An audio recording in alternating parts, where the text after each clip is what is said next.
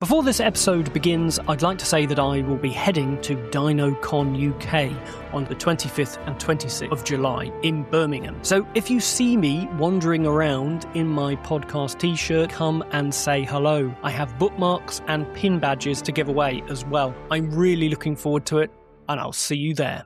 I think if they did a Jurassic show on television, the spectacle would become so... I can hit the pause button and go make a cup of tea, come back and carry on.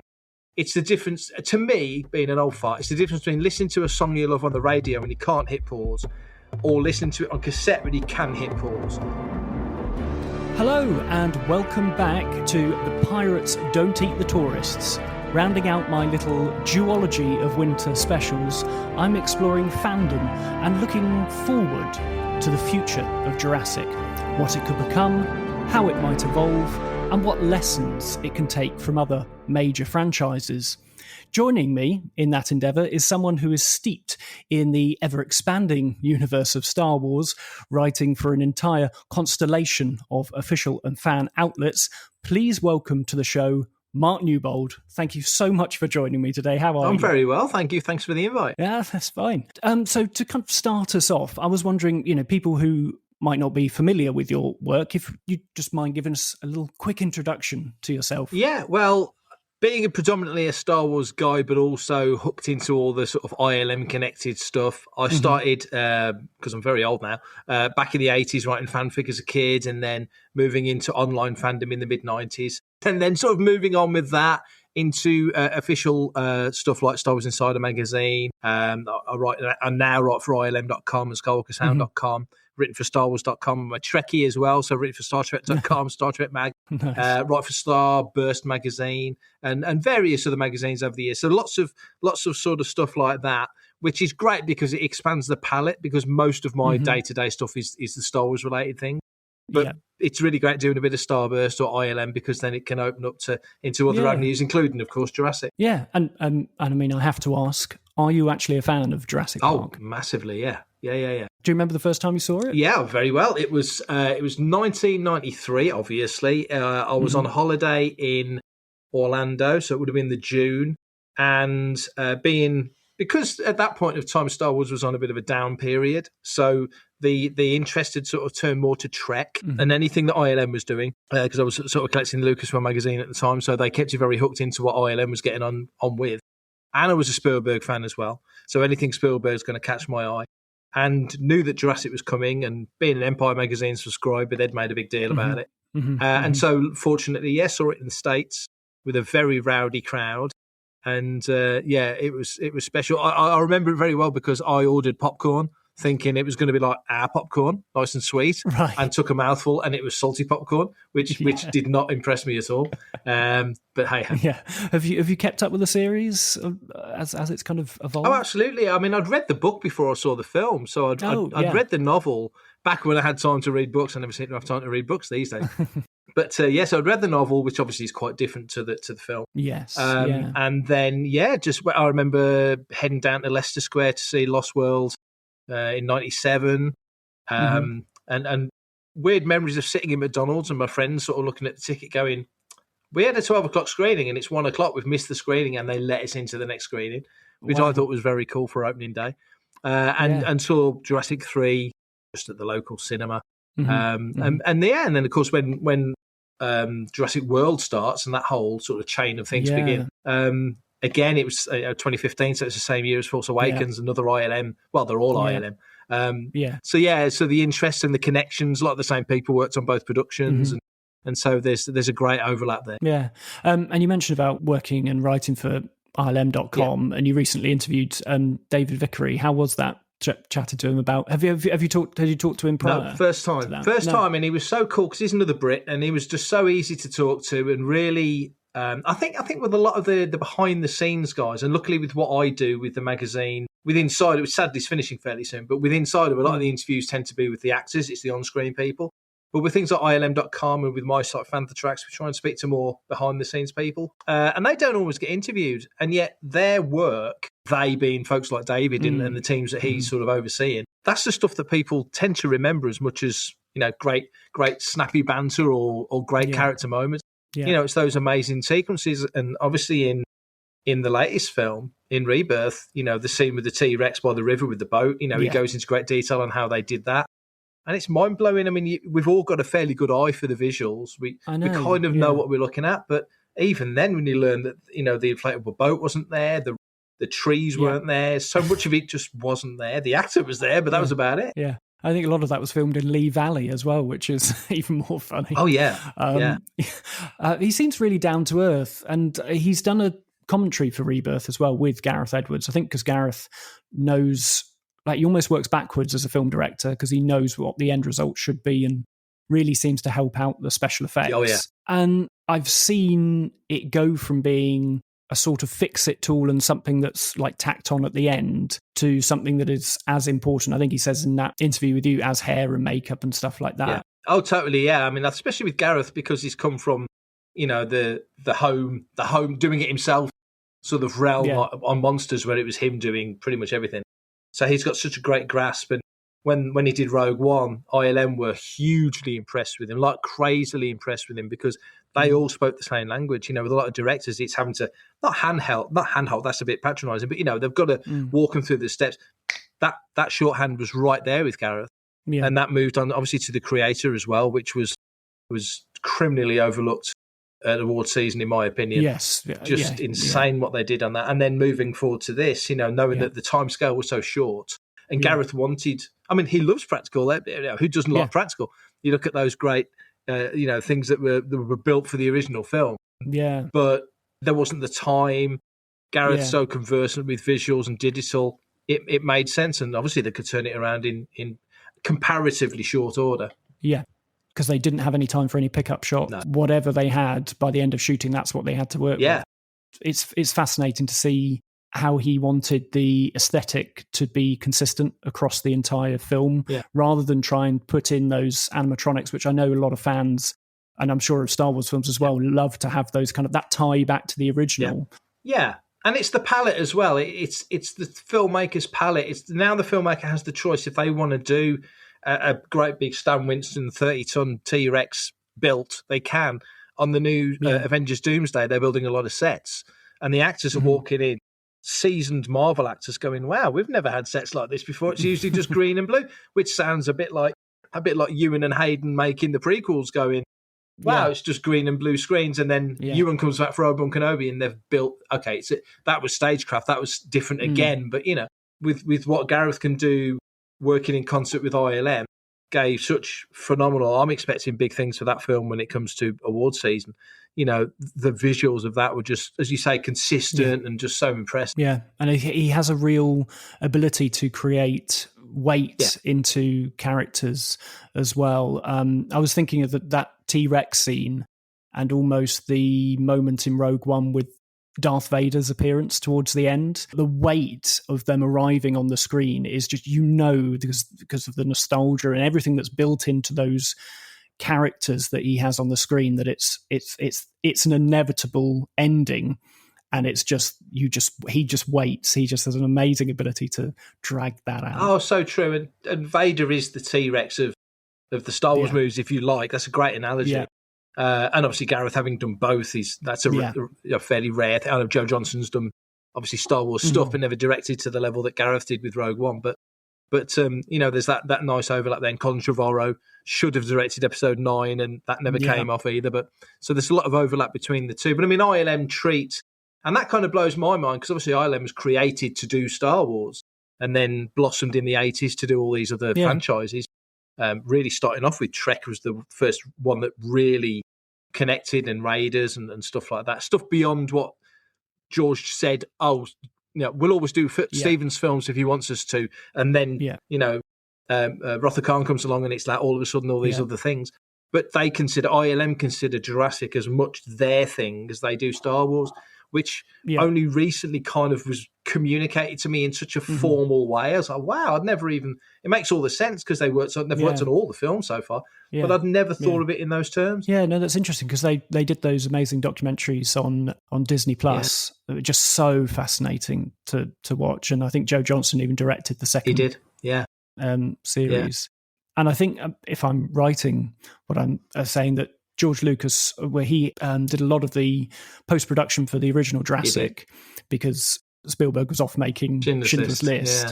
And from what I hear is he saw how the special effects were being, so well done for that film that he was like, maybe I can do the prequels. Yeah. That was the initial kind of spark. There was always the story that George looked at that sort of skeleton T-Rex scene that Spaz Williams and the guys had done and got a bit teary-eyed. Apparently he didn't get teary-eyed because that's not George's style. I can't imagine him. Me neither. It's not his thing, really, is it? but that he looked at that and realised, and Kathleen Kennedy was in the room when that happened. She walks in and sees that, what's this on the monitor? What a moment. But then as you were saying, that's where George thinks, well, actually, now I can do episode 1. Yeah, I love how the two franchises are really linked with so many people and so many behind the scenes people as well. Because when I was growing up, so I grew up in early 90s. My Star Wars was the 97, I suppose, when the re-release happened, and I had the VHSs. Jurassic was my fandom. That was my thing that kind of exploded when I was 6 years old. Yeah. How did Star Wars come into your life? I think with me being that much older, so for me, my early years as a kid was Doctor Who, goes even before Blake Seven. So it was like really sort of you were catching more of the 60s reruns and the 50s movies, and then Star Wars comes along, and it's someone has suddenly turned on Dolby, someone suddenly invented Technicolor, suddenly stop motion's not statically staggering along. All of a sudden, everything's smooth. And even though now kids see Star Wars now and think it looks quaint and antique and whatever, for the longest time it didn't. I mean, you think you came in the special edition era, and even then it held up. It was only 20 years then, but it held up really well. Yeah, and so for me, once I'd seen Star Wars, it's the one thing I can say in my life spoilt me for everything else. Because at that time, there was nothing comparable. And goodness knows, plenty of other people tried. It's a bit like when Potter came out and everybody was trying to do their Potter and nobody could do it. It was a bit like that with Star Wars. Everyone was trying to... Black Hole comes out, and you can't compare Alien to Star Wars because it's an adult thing. It's a different thing. But you know what I mean? There was all these things trying to do it. And so it just hooked me. And really, I never stepped off the train, even though in the 90s, I was more into Star Trek. That's because there was loads of Star Trek to watch, and ILM were doing stuff, and the movies most of them was ILM, so my interest was there, and there wasn't a lot of Star Wars in the 90s, really. There was a bit at the start in the novels and comics bobbling along. Special edition in 97, Shadows of the Empire in 96, Phantom Menace in 99. So it's just I've just never lost interest in it. So I guess I'm a lifer now if I'm still into it at my age. But with Jurassic, I think when that came out, that was such a... There's moments in cinema history where obviously Star Wars, Jaws is the one that right before Star Wars, in terms of the numbers and the interest and catching the zeitgeist. Star Wars was just monumental. And then E.T., of course. Yeah. And then really after E.T., there's big films, don't get me wrong. Back to the Future is a classic. Ghostbusters is a classic. There's all that stuff in the air. Indy is an iconic character. But there's no other real monster film. Maybe Batman. Maybe the first Burton Batman. But Jurassic was as big as E.T., as big as Star Wars. So I think the interest in that and that next mega step in visual effect. We'd had Terminator 2 doing great things. We'd had even things like Hook with texture mapping and the landscapes and the digital changeover that ILM were doing at the time that we were aware of. But then Jurassic comes out and was just so impressive and just so next level. And I love the fact that, as you mentioned, Spielberg goes and makes Schindler's List, one of his other great films, and leaves it 4 years before he comes back to do Lost World. And literally took a break. I think after Schindler's, he didn't do anything for 3 or 4 years, which was kind of a masterstroke. So he kept us waiting in just the right way. Yeah, I think after Jurassic and doing Schindler's List, I think everything he gave to Schindler's List, he just wanted to go back to Jurassic. He said that's all he could think about was actually just having a bit of fun after that experience. Yeah. And what I love about Lost World is because that's one of those films, a bit like Jurassic 3 got really piled on at the time. Yeah. And we all know, they were watching stuff on set and making the story up as they went along to a degree. But actually, and it's one of the most rewatchable. I mean, they're all rewatchable, but that's really rewatchable. Yeah, and actually, it's short as well. It's about an hour and a half. I was going to say, it's like Men in Black length, isn't it? It's about 90 minutes. Yeah. And so it's like in and out, and it's a tight, quite a compact story for a Jurassic thing. And it's classic Jurassic. People being chased by giant monsters, some get eaten, some don't.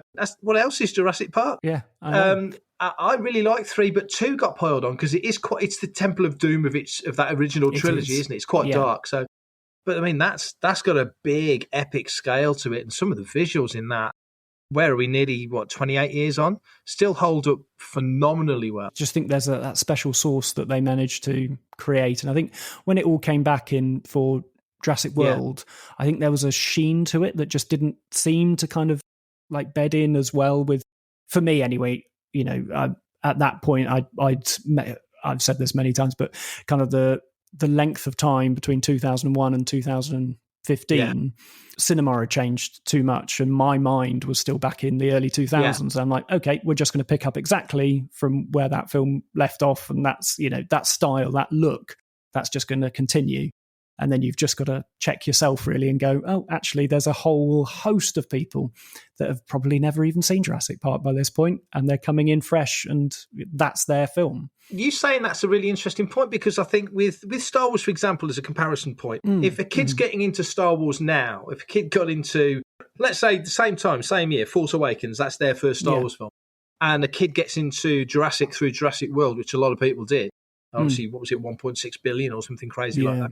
Yeah. So you send a kid back to watch Jurassic Park, that's not the mega leap that it would be to say to a kid, go back to 77 and watch the original Star Wars. Yeah. That is quite, I get that would be quite jarring.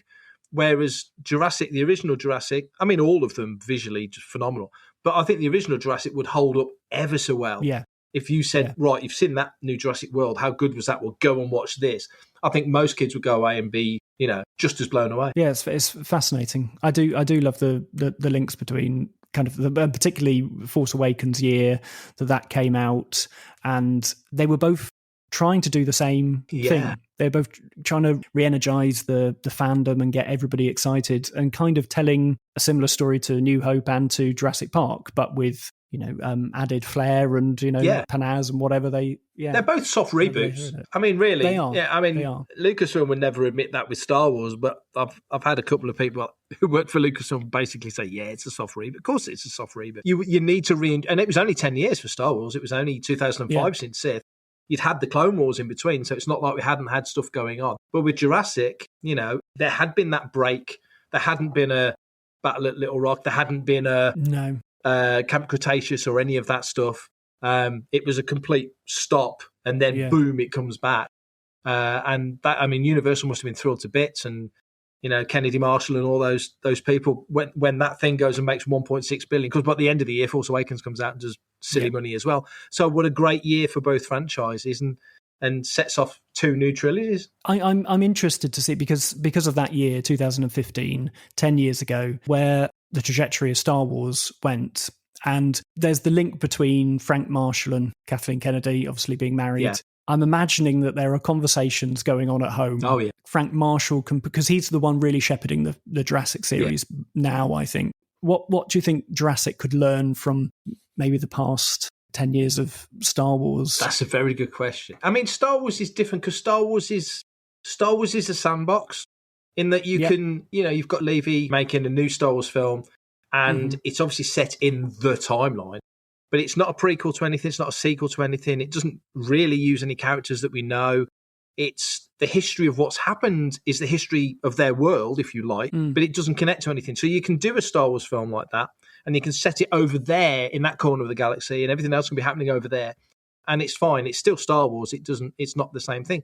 Whereas with Jurassic, one thing I liked about Rebirth, was it was none of the same creatures. It was none really of the same characters. It was the Jurassic concept and all the bits that go with it.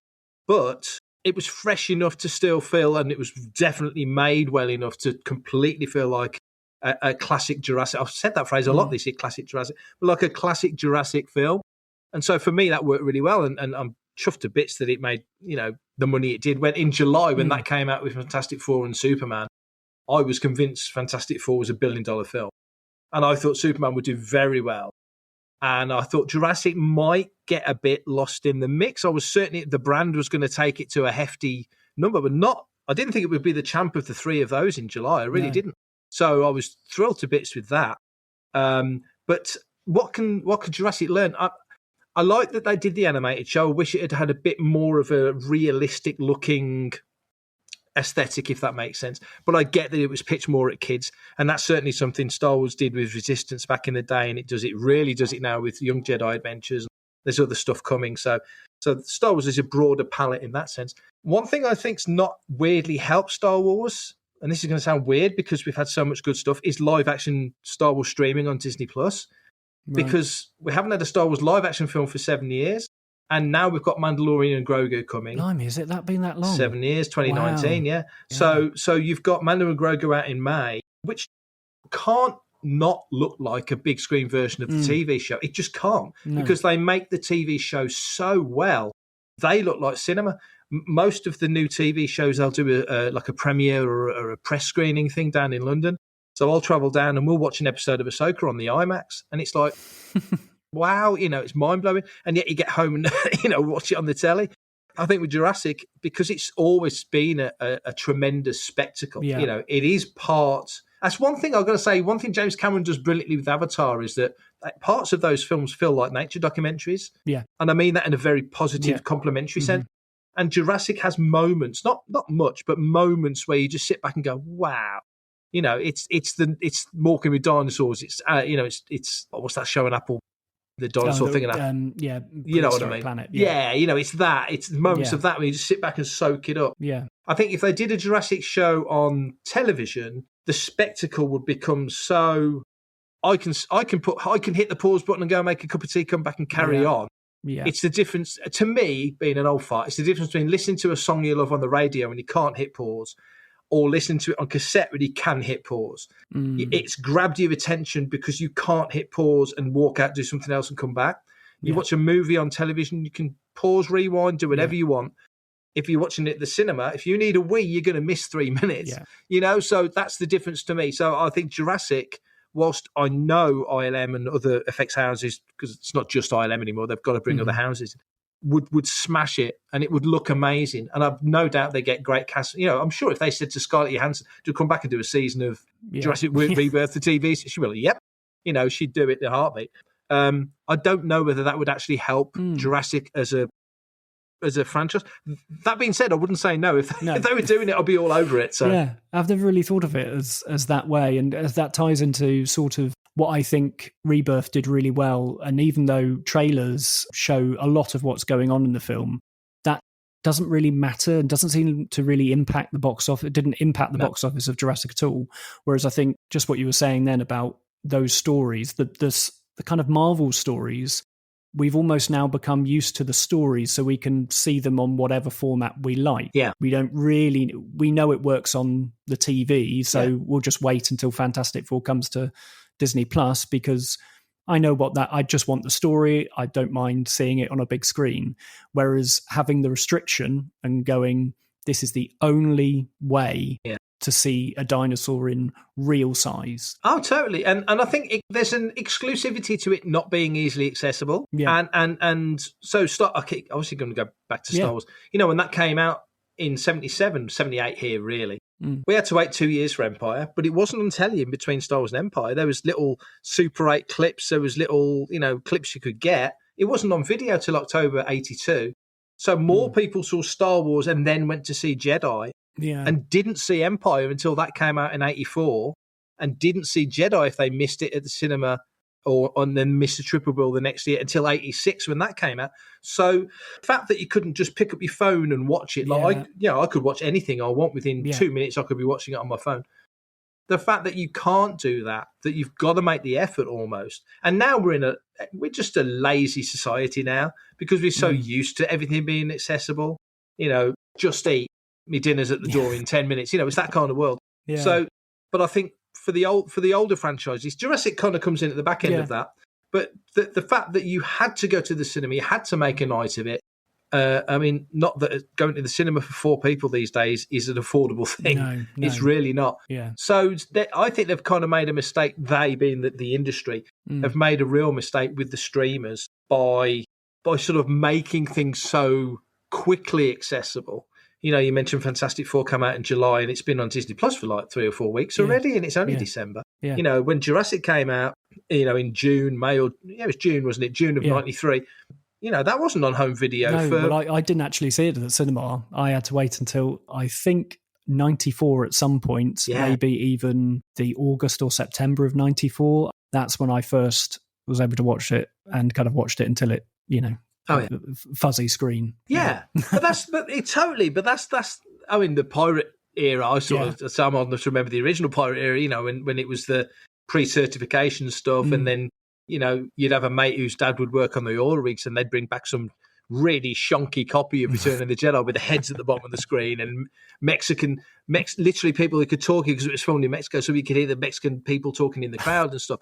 You know, real mixed bandit stuff. You know, on the edge of being able to get hold of these copies of films that you didn't see at the cinema. So first time I saw E.T. was in 84 or 85 on holiday. And the resort we were staying at, they got pirate copies of E.T., so these really rubbish copies of E.T. But then it was back when comic adaptations would come out at the same time as the film, or sometimes before. So I had the Tops did the adaptation of Jurassic, so I had the Tops comics, and you know, so things like that. So you grab your information, and all they'd always do like a souvenir magazine with little press junket type interviews, you know, and give you a little insight into what Kathleen Kennedy thought, what Spielberg thought, what, you know, a couple of quotes from the actors, big chunk about ILM's work and stuff, you know, so you got an idea of who was what and what it was all about. I still love it now, but if I enjoy a film, I immediately want to listen to the soundtrack. Yes. That's my way of kind of really reliving the film again, is to... And connecting to it. Yeah, connecting to it on that sort of level. I suppose whether there's also the fear as well, because Catherine Kennedy has come under like some nastiness online as well about, and kind of opening up. The wider the universe gets, the more people can be disappointed, I suppose, as well as love it. And I was thinking about the time when The Last Jedi came out, and just the U-turn they had to do to Rise of Skywalker. And I just wonder whether Frank Marshall's just saw all that happening and go, is there a time where you just go, we can't walk back from this? Yeah. Oh, totally. I think with Star Wars, because it's a saga, it's such a galactic story, seemingly small events, things in the realms of literally what you want have galactic consequences in Star Wars, or can. And so, Last Jedi is a great example, because that literally split the fandom. I mean, you look at it and go, 50 there, 50 there. It's not. It's 70 there and 30 there, but that 30% are really loud. Yeah. So it feels more, more of a thing than it perhaps might be. And the big mistake with that particular trilogy, and it's weird because it's kind of the same with the second Jurassic trilogy, with Trevorrow doing the first and third, and JJ doing the first and third. And you look back and go, I wish they'd both just done a trilogy. Yeah. Star Wars, looking at it, even though I actually like 9, I'm not a mad fan of 8, but I like 9. I kind of wish a different director had done that. I'd love to have seen Trevorrow's version of 9. With Dominion, I really like Dominion, because Dominion is, I mean, at the time, I think it felt like that was it done and Jurassic finished. Yeah. And so bringing in the 3 from the first one blended so well with the characters from the second trilogy, better than I thought. The park characters and the world characters mix really well. So I didn't mind that at all. And that's weirdly, Fallen Kingdoms, I'm not a mad fan of. I like the first half on the island. It's a bit like Full Metal Jacket. I like it when they're training, but I don't like it when they go to war. It's a bit like that. When they get to the house, then it becomes sort of, what? It doesn't work for me. Yeah, there's definitely lessons to be learned, but I just think Jurassic's more of a concept. Yes. Whereas Star Wars is a definable, you can pick locations, you can pick time periods. It's a place to tell stories, whereas Jurassic is a concept to tell stories. So I think you can go off and do other things. And, the whole John Milius stuff with the, dino soldiers and all that stuff. I'm glad they didn't go down that route when they were thinking of going down that route. But if they ever get to that point, I'd be monster interested to see it. Yeah. You know, I don't know how. I mean, there's moments in Jurassic World, you know, when, forgive me, what Henry Wu. Yeah, when he's sort of very coy about what goes into the Indominus. Yeah. And you kind of see them working at, oh, that's part raptor. Oh, that's part this. Oh, that's part chameleon or whatever, you know, all the blends that go in. So there's options there to tell other stories. But what I liked about Rebirth was people were sort of ragging on it a little bit about, oh, that's silly. That's not right. That's silly. That's not right. And I said to loads of people, don't forget that none of these are dinosaurs. They're all recreated DNA recreations of dinosaurs. They're not actually you know what I mean? They're genetically recreated to look like dinosaurs. They're all monsters. So if you get some crazy thing coming in like in the latest film, why not? You know? And I think Gareth is very much part of that. So when designing the creatures, let's have the most extreme version. We can dial it back, but he didn't want any creative avenue cut off from that film, and that's why I think you end up, and his Godzilla as well. There's big ties between his, which was just, I remember watching Godzilla in the cinema and thinking, oh, maybe that was 2014. I thought maybe a Jurassic would work now if this is what it would look like. It's taken us that length of time to actually get to that aesthetic, I suppose. And you are right. There isn't, and actually I was chatting with Tom Jurassic about that there is no Jurassic Bible, whereas I imagine there is for Star Wars and for Marvel. That here's your timeline, this is what happens. Rather, Jurassic is more of a feeling or a sense. Oh, that's so true. Star Wars now going forward is not a slave to what's gone before, but they can't discard what's gone before, because the difference is with Star Wars, and I think sometimes they lose sight of this, there's a timeline, there's a chronology, and there's, you know, actions and consequences, and a new film can't ignore any of that. It has to take all that on board. There's so many people going, oh, let's just tell a great Star Wars story and ignore the it's not a Star Wars story then, is it? It's, you know, put that over there somewhere, make your own film.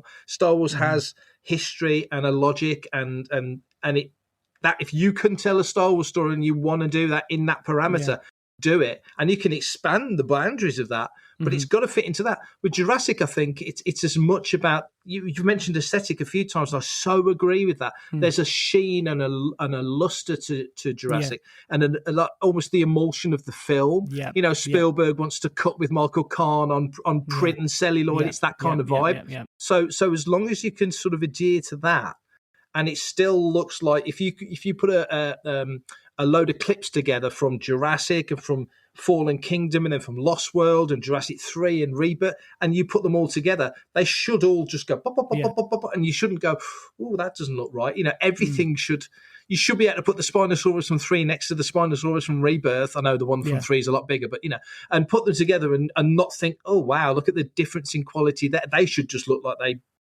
live together, you know. In the same world. Totally. So I think that's a big key thing for Jurassic. What I'm saying in a very long-winded way is it's about the vibe and about the tone of it. You know, Jurassic is, you know, the foot going down in the water, you know, the spoon and the jelly, and just there's little snappy moments from Jurassic that people go, that's Jurassic, clever girl. You know, there's just little moments that you remember from Jurassic. Hold on to your butts. And there's all these moments. As long as there's things that kind of not copy, but kind of evoke enough that you go, those feelings, exactly that. It just that feels like a Jurassic thing. I think that works for Jurassic in a way that Star Wars does.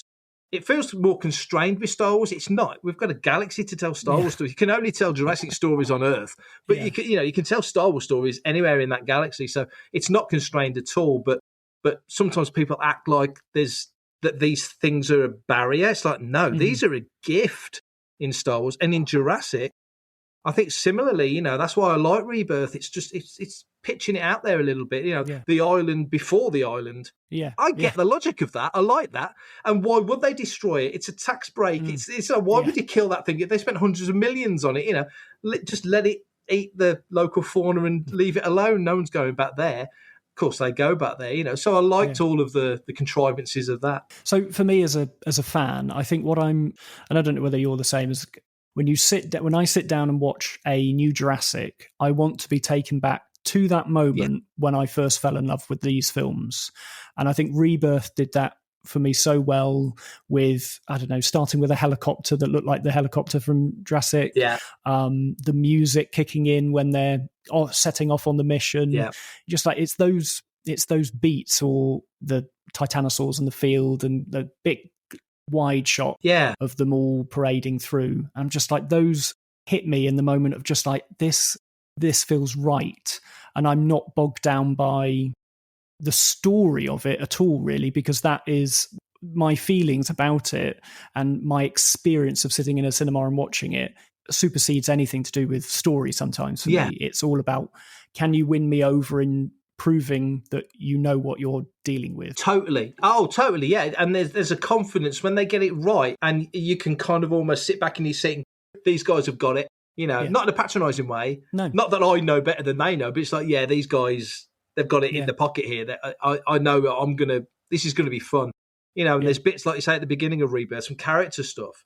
And they've always got to give you a little bit of motivation. And the one film I always go back to that people rag on and still rag on, and I loved it when it came out. Mm-hmm. I actually saw it in the States the next time I went, back in the 90s, Independence Day. So epic, huge. What more could be at stake than what's at stake in Independence Day? But sort of the first third of that film, you're introduced to a lot of characters very quickly, and they're all given just enough of a backstory that you give a damn when they don't make it. And so I really love that about Independence Day. They're not labouring the point. They're just giving you enough about these people. Snappy banter. Yeah. The world's about to end. Half of them don't see it coming. It's all about the dog not dying, really. And all these, these things that are happening in that film. And I think sometimes Jurassic does that really well. It just gives you enough. Rebirth did it, the backstory for Duncan and what happened there, and and Zora's history with the mission that just went wrong, and she's just trying to buck herself up and get back out there, and just all these things that the characters are doing, and there's just enough, a couple of minutes just taking the steam out of the action, just for them to let you know that why I'm here and this is why I'm doing it. Because it's so easy to just write these cardboard characters. So I like that, the fact that you learn just enough to go, well, I'm rooting for you now. Yeah. And even the bad guys, I mean, Jurassic's had plenty of bad guys who you're quite glad they get stomped on or eaten. And in this one, Rupert Friend's character, whose name was dropped out, man. There's moments where even you're like, he's not that bad. He's not completely bad. You could see it coming. But you're thinking, okay, maybe there's a way around this, because you kind of hope that there's a way around these things. But also there's that little bit of thinking, someone's got to get eaten, And I like the fact with his character that, like, we know as an audience, we know he's bad before the rest of the people that he then spends the rest of the film with. Yeah. Because he essentially doesn't help that, which is a big bit from the Lost World novel, doesn't help her back onto the boat and lets her go. Yeah. And the fact that we see him pick up the gun, so we know he's got a gun. Yeah. We're the only people that know that. And you're just waiting for the moment when the two groups come back together where you think it's finally going to happen. This is the confrontation. Yeah, I love conflict in films, particularly those sort. A Jurassic film's great when you get a bunch of people stranded or together. They don't know themselves whether they can trust each other. That was the cool thing in Jurassic 3, though, wasn't it? Where you had the one character with the eggs. I'm terrible with names. Billy. Billy, that's it. And of course he turns out to have his heroic moments at the end, and it all comes good. But just enough doubt that you're wondering which way they're going to swing. So Jurassic does that great, and I just wonder what the status of things would be going forward, because I know there's rumours that Gareth might be doing another one. Yeah, and there's certainly enough scope there. Well, what I also quite liked about Rebirth is the fact that it didn't set up an ending. He said he wanted to create a film that felt like it'd been lost in the vaults of Universal in the 90s, and was just like, here's a beginning, middle, and end. And he said that gives creative choice to whoever comes next, if it's me or somebody else, that they don't have to pick up anything that I've left dangling. Yeah, it's here for you. Can go back to this island if you want to. This is one story. But they were smart though, because it didn't cost silly money, did it? No. I think because of the creator, and I love the fact that he went, oh, you think you have to spend this much money to make a big sci-fi film with like special effects, because you don't, No, was it 80 million, something like that? Yeah. It's just astounding. Yeah. I was wondering, just to sort of wrap up, whether there was any sort of pinch me moments that you've had kind of with your kind of connection to the Star Wars fandom and Star Trek. There's so many different fandoms, but those moments where you find yourself as a fan again, just sat there. Oh yeah. Well, I interviewed Gareth a few years ago. I mean, before Rebirth. So it was he grew up about 20 miles from where I live, so in Nuneaton. So he, I met him at the Force Awakens after party. Long story, but I managed to get into the after party, and everyone was there. It was amazing, and he was just sort of stood about 10 yards away, and I was with my wife, who's in a wheelchair, and me and the wife were just talking, and I looked over and I saw him. I was like, oh wow, that's Gareth Edwards.